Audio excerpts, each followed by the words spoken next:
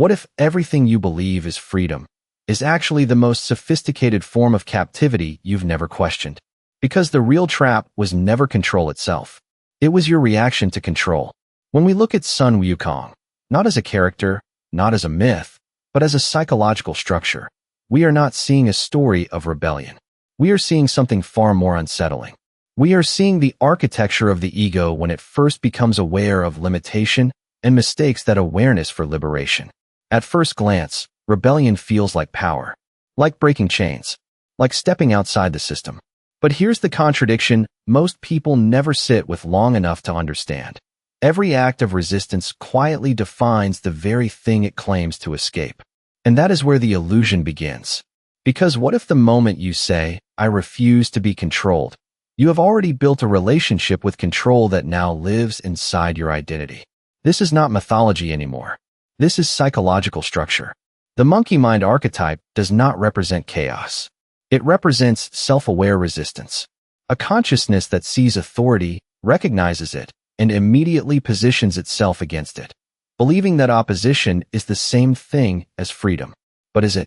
Or is it just a different kind of dependency?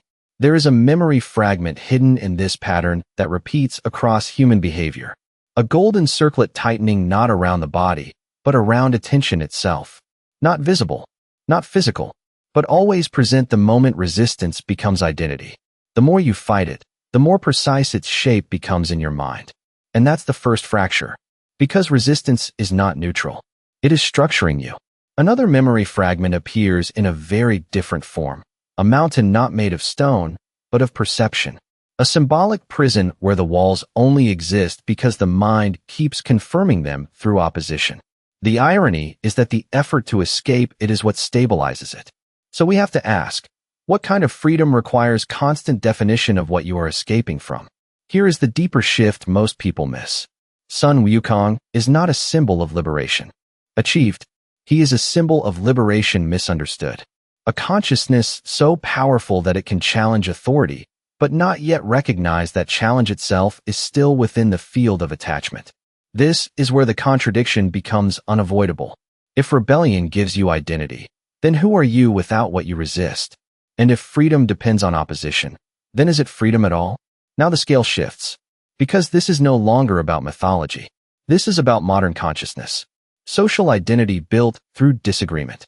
Digital existence shaped by constant reaction.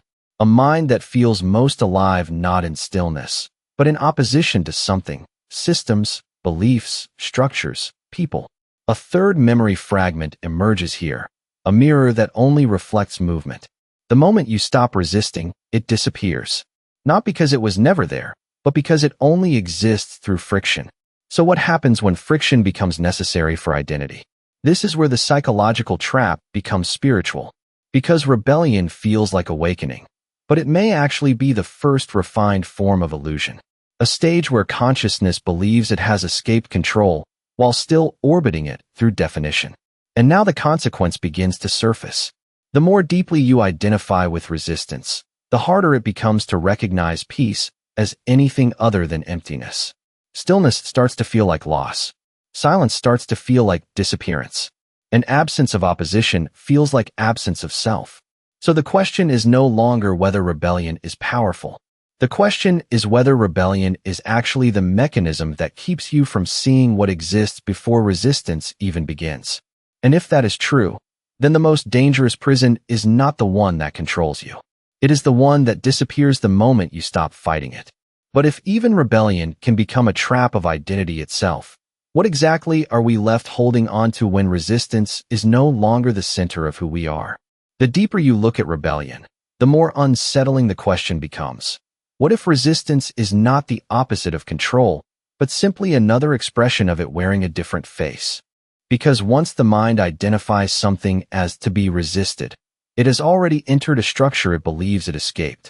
And that is where the conflict sharpens inside the monkey mind archetype, not as a myth, but as a psychological mirror of human awareness learning how to define itself through opposition. The real question is not why rebellion exists, but why it feels so necessary for identity to survive. In this layer, Sun Wukong is no longer a symbol of chaos or power. He becomes something far more precise, a consciousness that cannot exist without friction. Every boundary becomes a trigger. Every authority becomes a reference point. Every limitation becomes fuel. But here is the contradiction that fractures everything. If your sense of self depends on what you push against, then what happens when nothing is pushing back? This is where the system begins to reveal itself. A memory fragment appears in the form of a locked sky, not as a physical prison, but as a symbolic ceiling made of perception. It does not stop movement. It only defines direction. And the more one fights it, the more the mind convinces itself that escape is happening, even while orbiting the same invisible structure. This is not just philosophy. This is human behavior in its most subtle form. Another memory fragment surfaces, a ring that tightens not through force, but through attention. It does not constrain the body. It constrains interpretation. The more it is noticed, the more real it becomes. The more it is resisted, the more central it feels to identity. So we have to ask, is control something imposed, or something continuously reconstructed by the act of resistance itself? Now the perspective shifts deeper. In Buddhist philosophy, the greatest illusion is not suffering itself. It is the assumption that suffering has an external source. When applied to this archetype, rebellion becomes paradoxical. It is no longer freedom. It is a refined dependency on the very structure it claims to reject. And that creates a psychological reversal that is difficult to ignore. Because the ego does not fear control as much as it fears disappearance. And resistance gives it shape. It gives it continuity. It gives it a story it can recognize as me.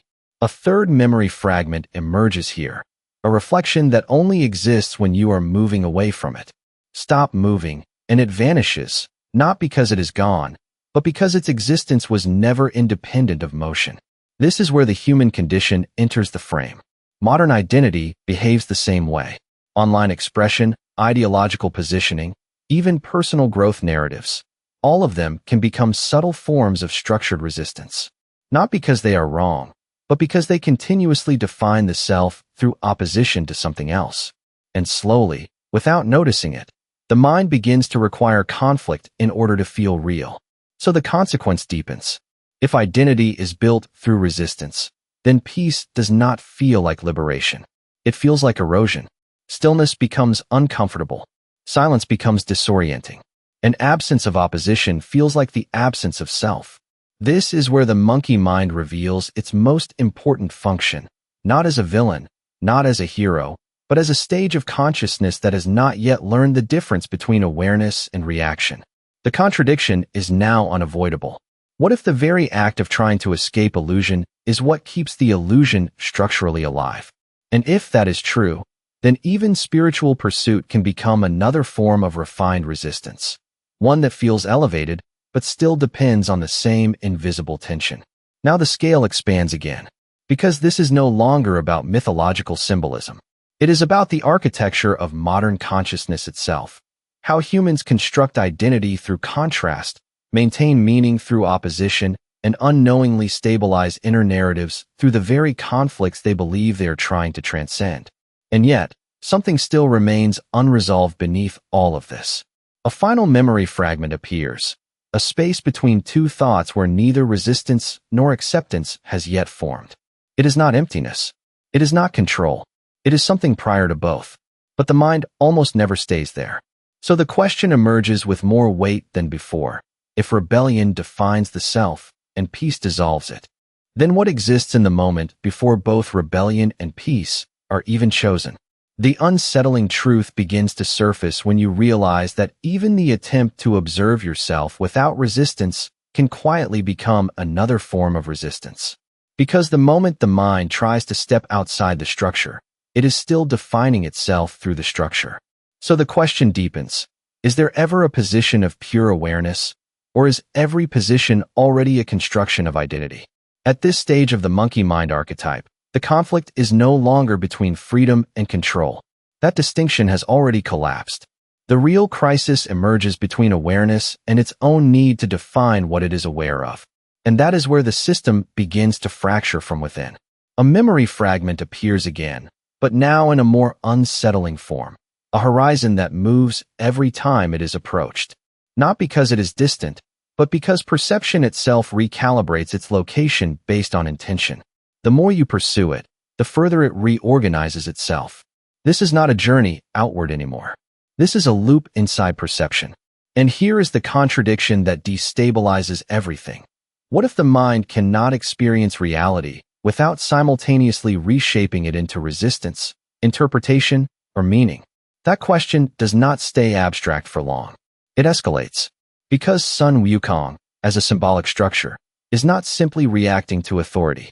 He is revealing something deeper about cognition itself, that awareness tends to crystallize into opposition the moment it tries to define autonomy. And once that crystallization happens, even enlightenment can be mistaken for another form of identity performance.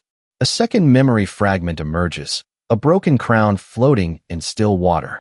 It does not represent loss of power. It represents the collapse of distinction between ruler and ruled inside the same mind.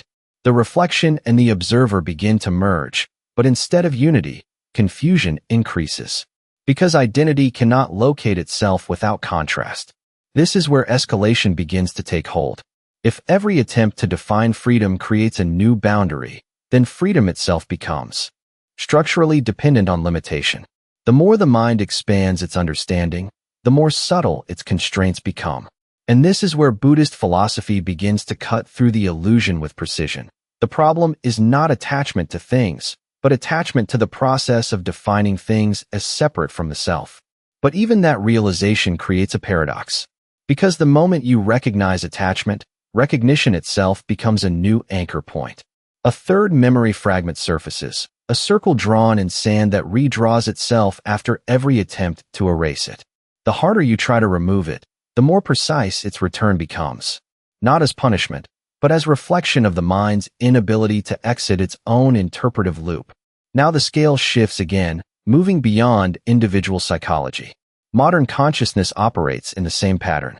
Identity is increasingly formed through reaction loops, agreement and disagreement, alignment and opposition, expression and counter-expression. Every digital environment amplifies this cycle, not by force, but by structure. And the consequence becomes more visible.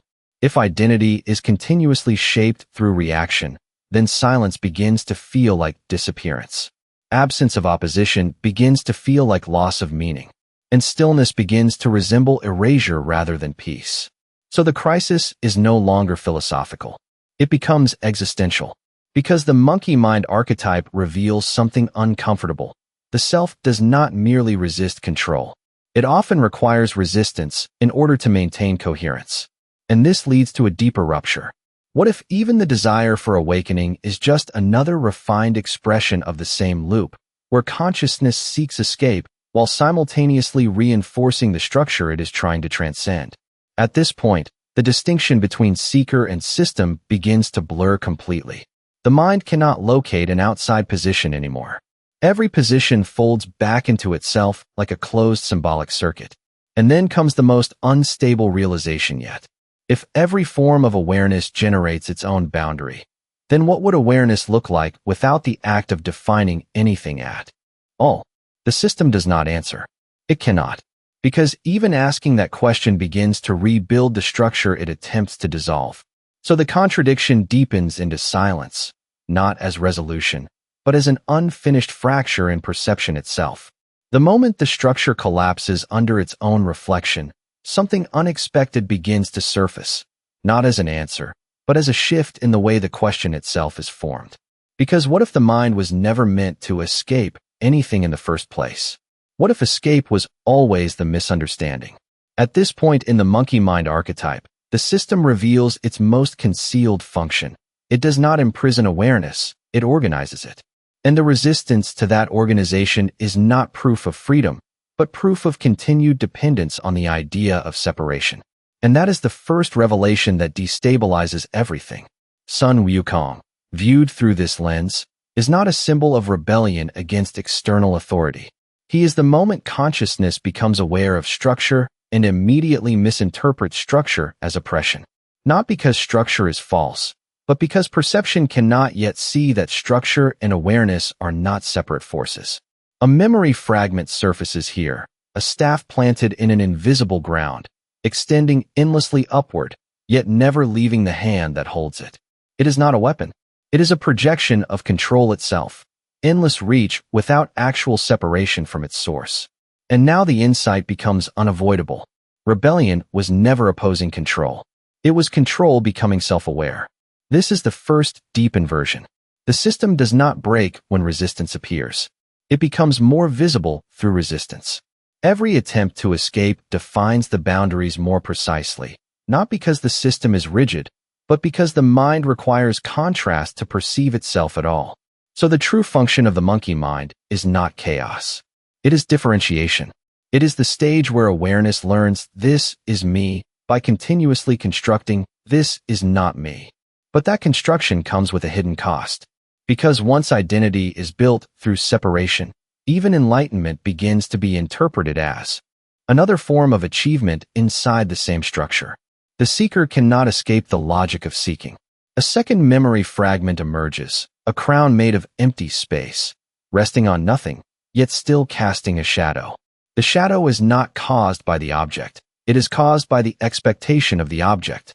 Meaning itself becomes the source of form. This is where the revelation deepens into spiritual psychology.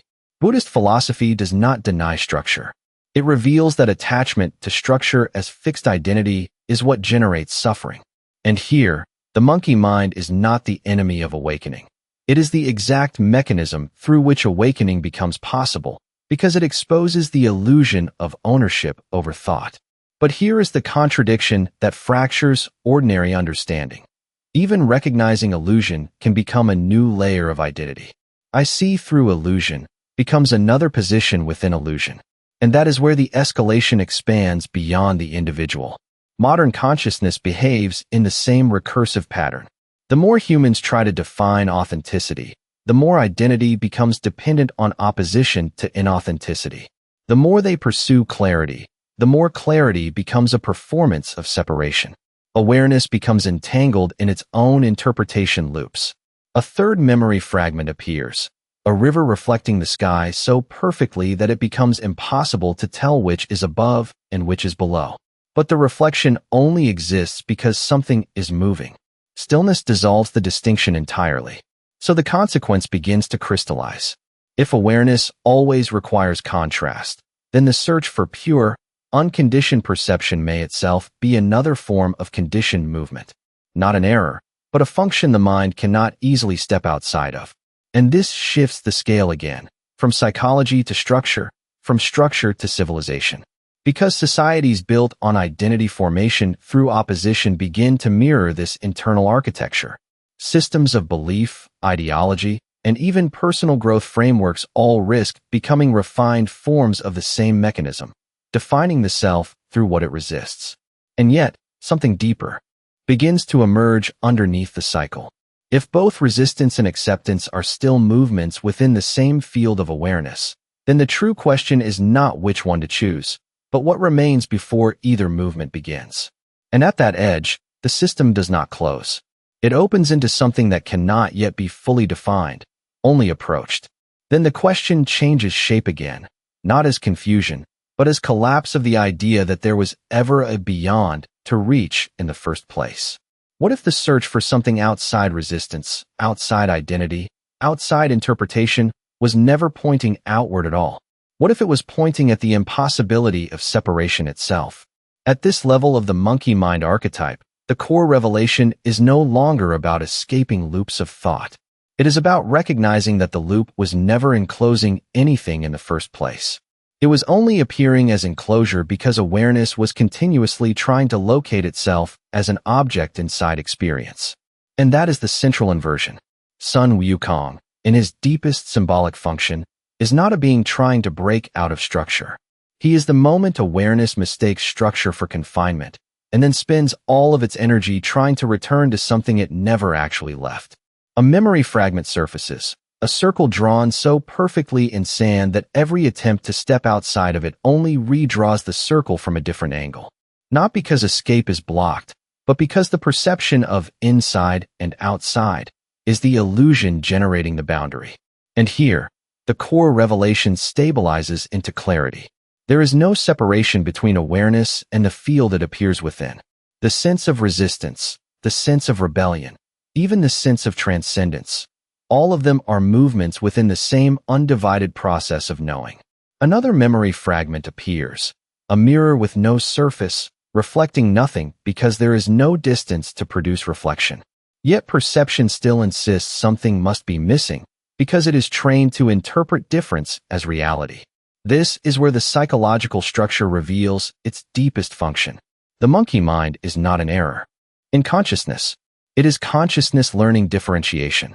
It is the phase where awareness constructs identity by generating opposition, contrast, and resistance, not because separation is real, but because experience requires form to be recognizable. But once form is mistaken for fundamental reality, suffering begins to emerge as a byproduct of interpretation. And that is the hidden mechanism behind everything previously seen as conflict. A third memory fragment surfaces, a hand trying to grasp its own shadow. The shadow does not resist. It only changes position based on movement. The struggle is not between two forces, but between perception and its inability to recognize what it is generating. Now the insight expands. In Buddhist philosophy, this is not something to defeat or transcend through force. It is something to see clearly. The attachment is not to objects, systems, or authority. It is to the assumption that there is a separate self standing apart from them. And that assumption becomes the origin point of all psychological tension. So when rebellion appears, it is not opposing control. It is awareness trying to stabilize itself by defining contrast. When submission appears, it is the same process from the opposite direction. Both are movements inside the same cognitive architecture attempting to resolve something that cannot be resolved through movement. And this is where the scale shifts beyond the individual entirely. Modern consciousness replicates this exact structure at every level. Identity formed through differentiation, belief systems reinforced through contrast, and social meaning generated through opposition. Even the search for authenticity often becomes another refined expression of separation logic. But the deeper consequence is not fragmentation. It is dependence on fragmentation as the only way to feel real. And that leads to the final structural reversal. A fourth memory fragment appears, an ocean without waves, where depth and surface are no longer distinguishable. In that stillness, there is no opposition left to sustain identity, but also no need for identity to be sustained. And here, the core revelation completes its inversion. What was previously interpreted as a journey out of illusion is revealed as a misunderstanding of illusion itself. Nothing was trapping awareness. The act of trying to locate a trapped self was what generated the appearance of confinement in the first place. So the consequence becomes unavoidable. If separation is not foundational, then every structure built on separation, including resistance, rebellion, and even the idea of liberation, must be reconsidered not as truth or error, but as expressions within a single continuous field of awareness that has never been divided. And now the question shifts beyond philosophy. If there is no actual boundary between awareness and what it experiences, then what exactly is it that has been seeking escape all this time? Then something subtle begins to happen when the idea of separation collapses. It does not create clarity at first. It creates residue. Because even when the mind understands that there is no true boundary between awareness and experience, it still carries the habit of division, not as belief anymore, but as reflex. And that reflex is where consequence begins to take shape. The monkey mind archetype does not disappear after realization. It transforms. And in that transformation, its legacy becomes visible, not as rebellion, but as pattern repetition across all levels of human experience. A memory fragment surfaces, a circle of footprints walking endlessly around an invisible center. No one is trapped, yet no one leaves. The movement itself has become identity, not because there is a wall, but because direction has replaced stillness as the definition of existence. And here is the first consequence. Even without resistance, the mind continues generating structure. So the shift moves from psychological to systemic. At the individual level, this becomes a subtle dependency on interpretation. Thought no longer needs conflict to survive. It only needs continuity. Awareness begins to organize itself automatically, producing meaning even in silence, even in stillness. At the collective level, this becomes culture. Systems of belief, identity, and expression begin to mirror the same structure, meaning generated through contrast, stability maintained through differentiation, and coherence built through perceived separation. A second memory fragment appears, a vast city made entirely of reflective surfaces. Every direction shows movement, but none of it originates from outside the structure itself. The inhabitants do not realize the city is not reacting to reality. It is reflecting itself endlessly, sustaining motion through perception alone. This is where legacy becomes unavoidable. Sun Wukong as an archetypal structure leaves behind more than rebellion. It leaves behind a psychological inheritance, the assumption that consciousness must define itself through opposition in order to remain coherent. Even when opposition dissolves, the habit of constructing identity through contrast persists as an invisible framework. And this is the deeper inheritance. Not freedom, not captivity, but the mechanism of differentiation itself. At the level of spiritual function, this creates a long shadow. The path toward awakening becomes interpreted through movement, towards something, away from something, beyond something. Yet the structure of toward and away continues to reproduce the same underlying separation logic. So even transformation risks becoming repetition in a subtler form. A third memory fragment emerges, a staff resting upright with no hand holding it, yet still standing. It does not point to power anymore. It points to continuity. The illusion is no longer in force or resistance, but in the assumption that stability requires direction. This is where scale shifts again. Because civilizations built on this cognitive architecture begin to normalize movement over stillness, reaction over presence, and definition over direct experience. Systems evolve, but the underlying reflex remains, to create meaning by drawing lines, even when no lines are necessary. And this is where the consequence deepens into philosophy. If identity persists even after separation is recognized as illusion, then identity itself may not depend on truth or error, but on motion within awareness. A self does not disappear because it is understood. It only changes the way it organizes experience. So the legacy is not collapse. It is continuation without resolution. Modern consciousness reflects this clearly.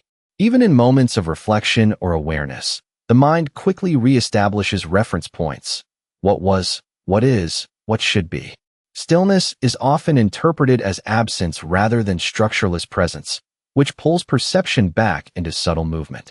And yet, beneath all of this, something remains unresolved in a different way. A final memory fragment appears, a river that does not flow forward or backward, but circulates through the same moment without repetition or change.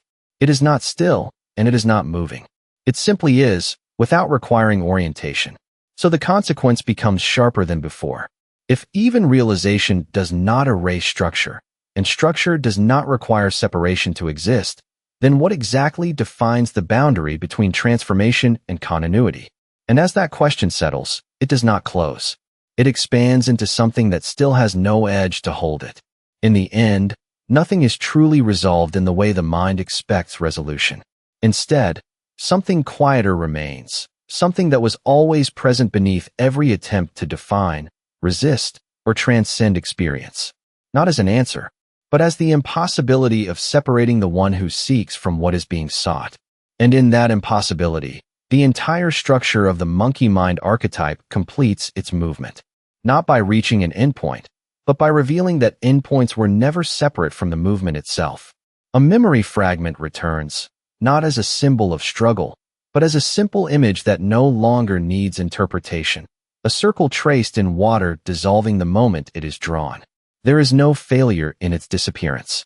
There is only the recognition that form and dissolution were never two different events. This is where legacy settles, not as something left behind, but as something continuously reenacted in the quiet mechanics of perception itself. Sun Wukong, as an archetypal presence, does not remain a figure of rebellion or control. He becomes the reminder that consciousness naturally creates separation in order to experience itself, and then forgets that the separation was part of the same unfolding process it calls reality. A second memory fragment surfaces, a crown made of light resting on nothing, not because it lost its holder, but because the idea of holder no longer has a place to form. It does not symbolize power or emptiness. It symbolizes the collapse of the need to assign ownership to awareness. And here, the human meaning becomes unavoidable. Every search for freedom, every movement toward understanding, every attempt to escape limitation, all of it arises within the same field that is already complete, even when it appears fragmented.